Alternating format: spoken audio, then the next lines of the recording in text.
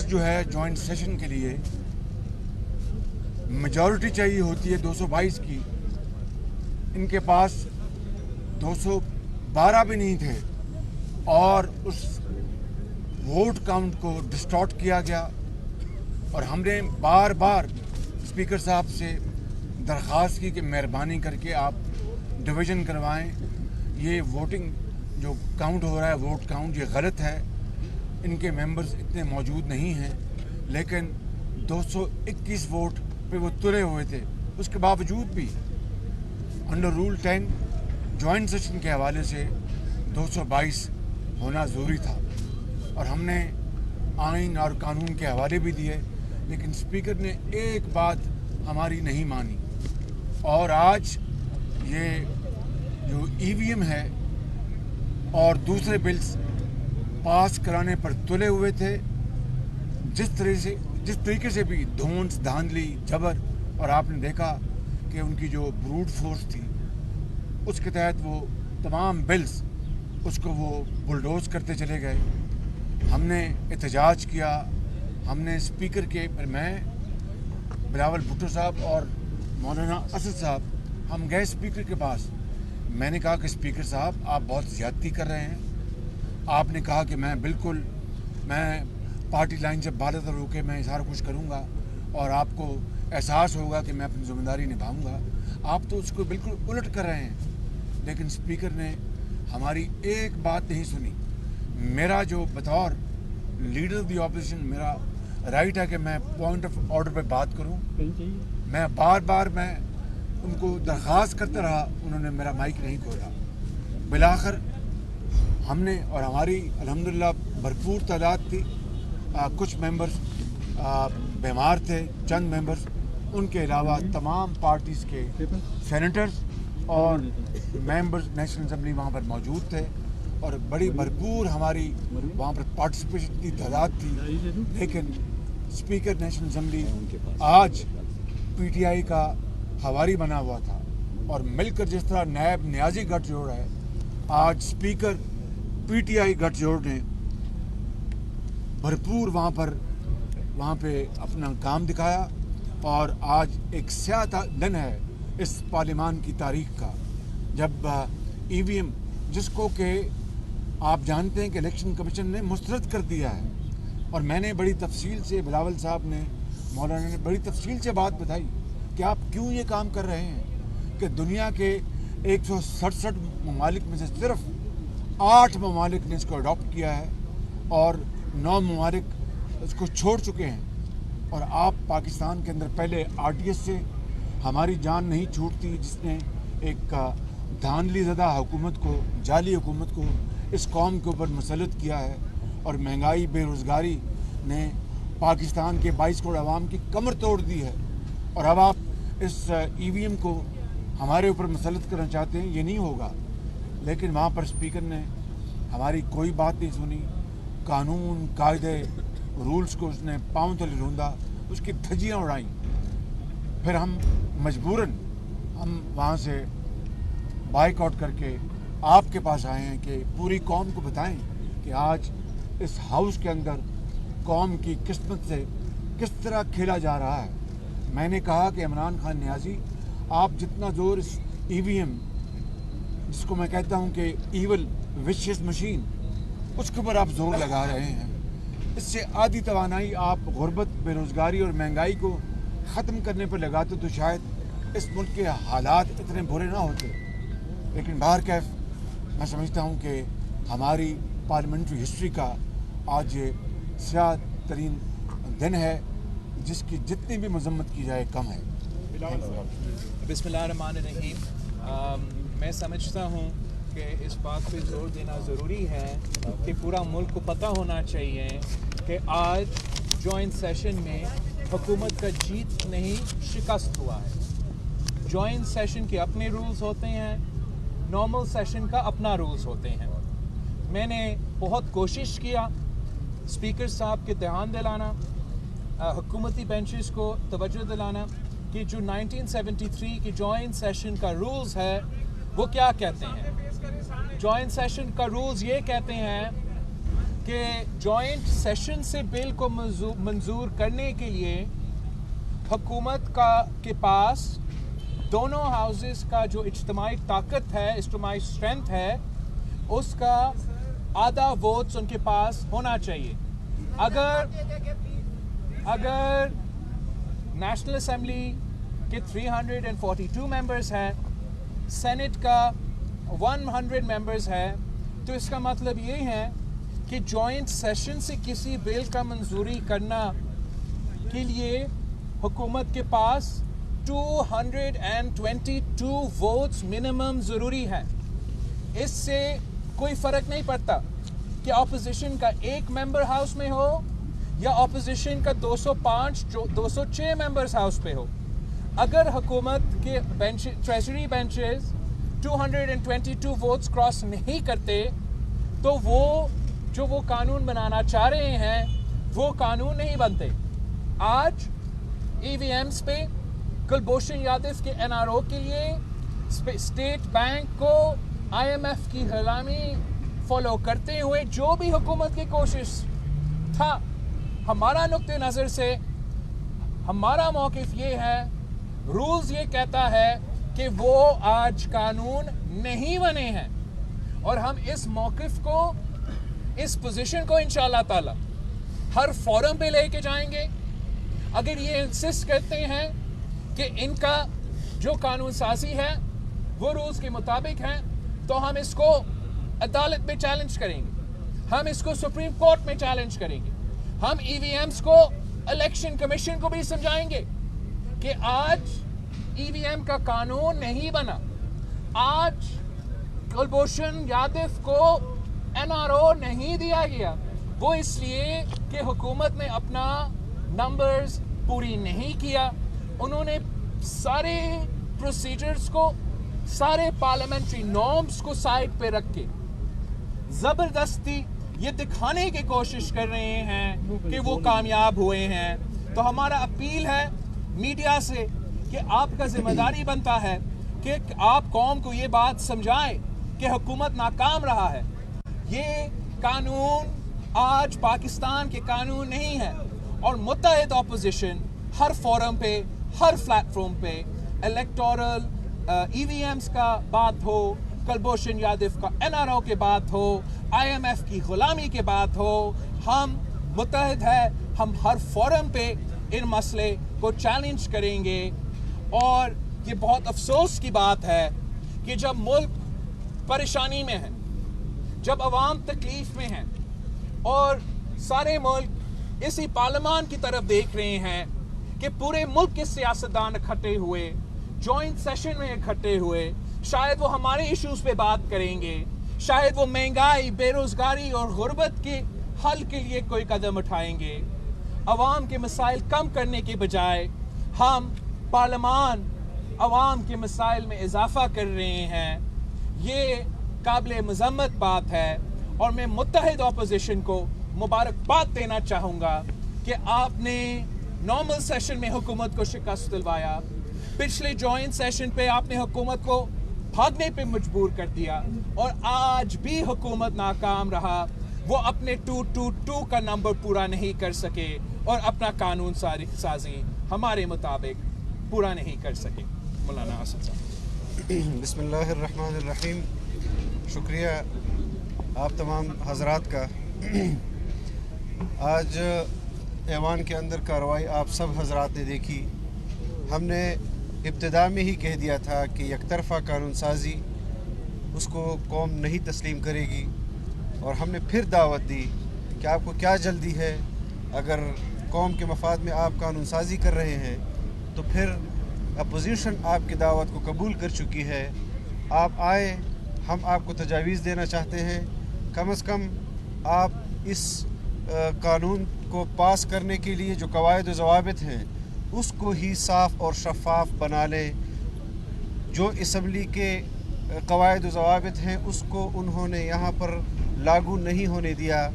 آج انہوں نے جس طرح دھاندلی کے ذریعے بل پاس کیے ہیں، ان سے کیسے قوم توقع کر سکتی ہے کہ ان سے کوئی کیسے توقع کر سکتا ہے کہ یہ 22 करोड़ आवाम को आम इंतखाबात में साफ और शफाफ इंतखाबात दे सकते हैं। हमने और पूरी कौम के सामने उन्होंने जिस तरीके से ऐवान की कार्रवाई चलाई, अपोजिशन बार बार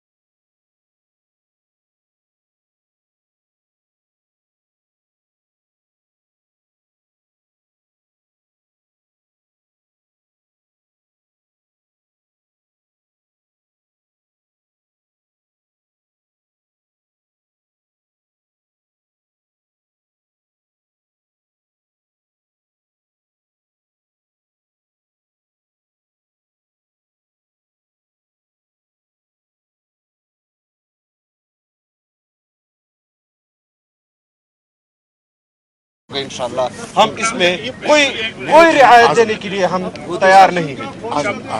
एक सेकंड जी, आगे मोदी साहब बात करें। बिस्मिल्लाहिर्रहमानिर्रहीम। मुझसे पहले बाकी कायदीन बात कर चुके हैं, मैं सिर्फ 2-3 बातें करूंगा।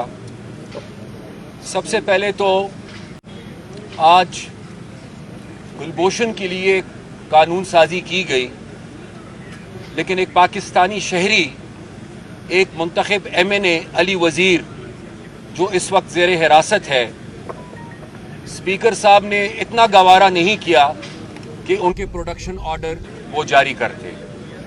तो सबसे पहले तो हम इसकी मज़म्मत करते हैं। उसके साथ साथ स्पीकर कौमी असम्बली, जिनको हाउस का कस्टोडियन होना चाहिए, पहले भी वो काफ़ी हद तक मुतनाज़ा थे और मेरे ख्याल से पिछले 2-3 दिनों में मुज़ाकरात के नाम पे जो खेल खेला गया और आज जो उनका किरदार था, मेरे ख्याल से स्पीकर साहब अनफॉर्चुनेटली, बदकिस्मती से अब मुकम्मल तौर पे मुतनाज़ा हो चुके हैं। इस पार्लियामेंट की कुछ रिवायात रही हैं, आज उन रिवायात को रोंदा गया है, गैर आईनी और गैर कानूनी तरीके से कानून साजी की गई है, जिसको ज़ाहिरी बात है कि हम तस्लीम नहीं करते। अभी 2018 के इलेक्शन जो असल में सिलेक्शन थे, अभी वो तनाज़ा ख़त्म नहीं हुआ कि एक नया तनाज़ा खड़ा कर दिया गया है।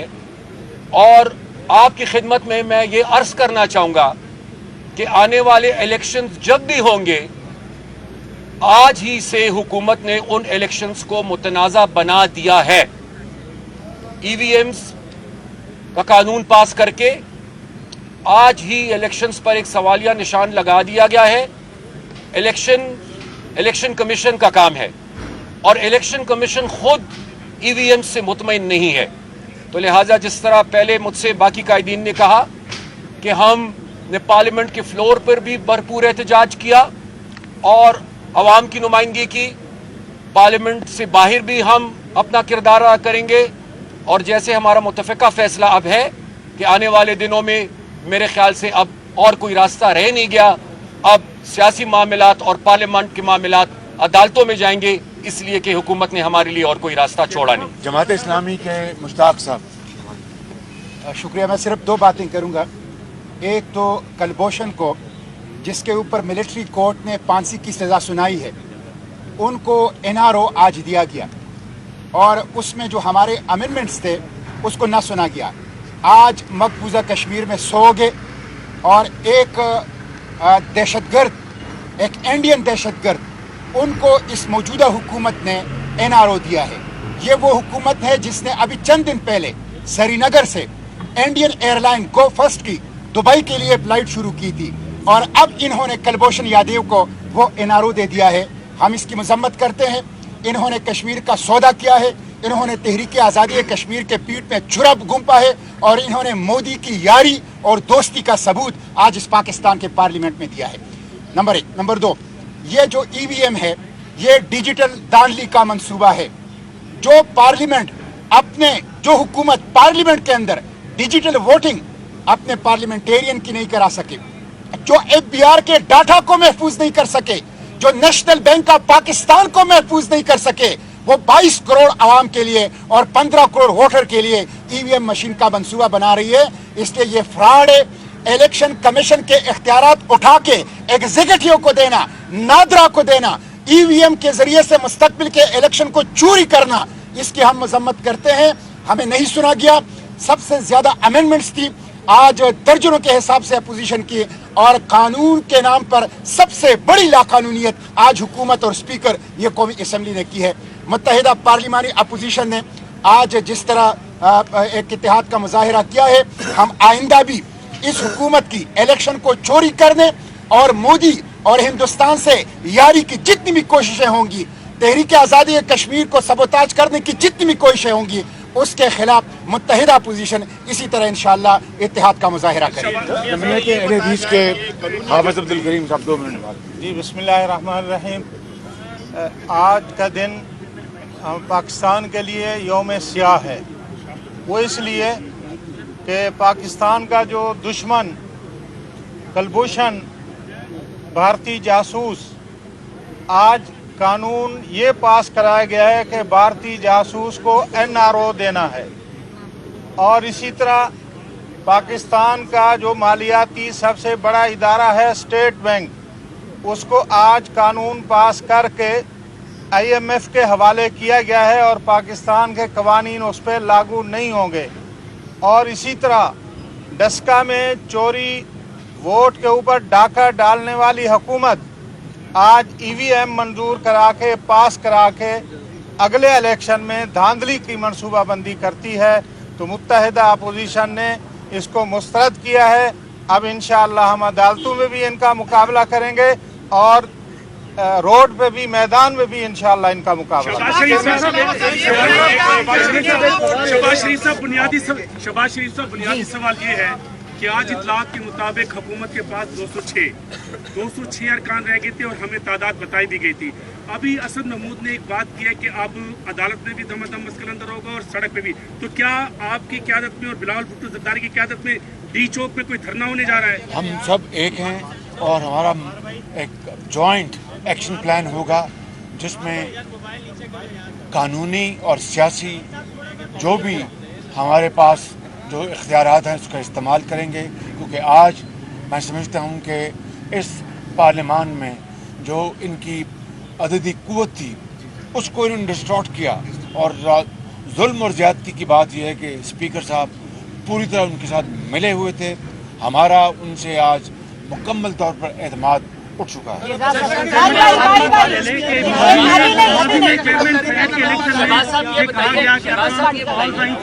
और उन पर दबाव डाला गया था अरकान को। तो इस वक्त जो ज्वाइंट सेशन है इसमें जो इत्तेहादी जमातें हैं हुकूमत की, वो अपनी मर्जी से वापस आई हैं या अरकान को इस मरतबा भी कौन मौसूल? मेरे ख्याल में यार बारी कर उनको इसका जवाब देना चाहिए। हमारे पास ये खबर जरूर मिला है कि फोन कॉल्स भी गए थे, कुछ मेंबर्स जो नहीं आना चाह रहे थे उनके घर तक तो पुलिस भी पहुंचे थे कि हम आपको जबरदस्ती सेशन में लेकर आएंगे।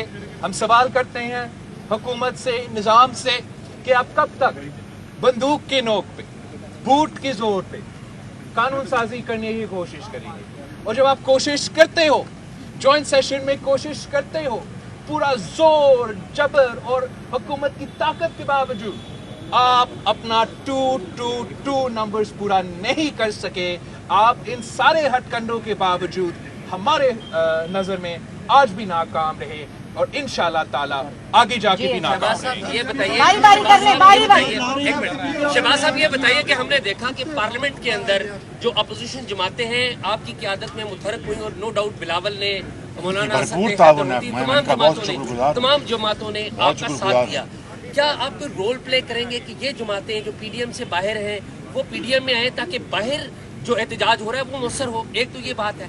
दूसरी बिलावल आपसे सवाल है कि हम देखते हैं और हम जो सिविल सोसाइटी देखती है, मीडिया देखता है, आप जमातें आपस में लड़ाई भी करते हैं, इकट्ठे भी हो जाते हैं, लेकिन जब मौका आता है तो देखते पिंडी की तरफ है, वो सामने पिंडी की तरफ। तो आप लोगों ने क्या आपस में कोई फैसला किया है कि आपने आपस में कोई मुआहदा कर रहे हैं, या आपका हर कोई इंडिविजुअल पिंडी से, चाहे वो नून लीग है, चाहे वो जमात इस्लामी है, या कोई भी जमात है, वो पिंडी से अलग अलग डील करे? हमारा पहला सवाल का जवाब मैं देता हूँ। हमारा पार्लियामान में ताउन आज मिसाली था, और उसके लिए मैं तमाम पार्लियामेंट्री पार्टी हेड्स का फर्दन और इज्तिमान उनका शुक्रिया अदा करता हूँ। बिलावल भुट्टो साहब का, जनाब मौलाना अफसर साहब का, मैं जनाब हैदर होती साहब का, मैं जमात इस्लामी का मुश्ताक साहब का, मैं हाफिज साहब का, और दूसरे जो हमारे साथी हैं जो यहाँ पर मौजूद भी, उन सब का मैं दिल की अथाह गहराइयों से शुक्रगुजार हूँ कि अगर ये भरपूर एक खलूस दिल के साथ तावन ना होता तो आज जो हुकूमत ने आज धांधली यहाँ पर शुरू की, उसका मुकाबला ये जॉइंट ऑपोजिशन कर सकती थी। वो इंशाल्लाह आप फिक्र ना करें, ये तावन इंशाल्लाह आगे बढ़ता है।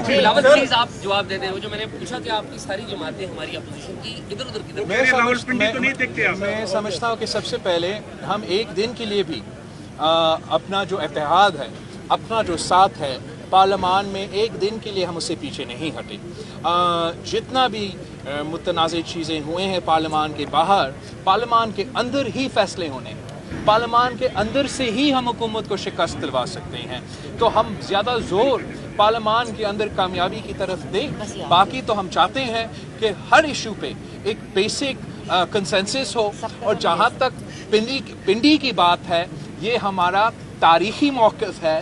आज भी हमारा मौक़िफ़ है कि हर अदारा को अपना अपना काम करना चाहिए और अपने आप को मुतनाज़ा बनने से बचाना चाहिए। और हम ये उम्मीद रखते हैं कि आगे जाके ऐसे सूरत हाल ज़रूर बनेंगे कि सारे इदारे अपने कानूनी दायरे में रह के काम करेंगे, और जो इस मुल्क की किस्मत के फ़ैसले हैं वो सिर्फ ये इदारा कर सकता है, सिर्फ पार्लियामान कर सकता है, और ये हमारा जिदोजहद है।